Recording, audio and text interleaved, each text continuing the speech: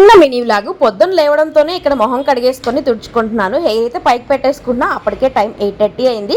వంట మాత్రమే అయిందనమాట. ఇంకా షాప్ అయితే ఓపెన్ చేశాను. కొంచెం కాఫీ తాగుతూ ముందు రోజు బట్టలు అయితే అస్సలు మడత పెట్టలేదు.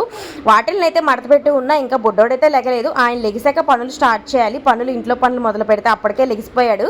చూసారా, ఆడితో ముద్దులాడితే ఇంకా పక్కలన్నీ దులిపేసా. ఇంకా గిన్నెలు కడగడం, ఇల్లు లోడ్చడం చేస్తే సౌండ్కి మళ్ళీ లెగుస్తాడనేసి ఇంకా ఫైనల్గా అయితే ఇంక వాడిని ఆడిపించిన తర్వాత కొన్ని ఫ్రిడ్జ్లో సర్దాల్సినవి అయితే సర్దేసి ఇంకా మిషన్లో బట్టలు అయితే వేస్తున్నా.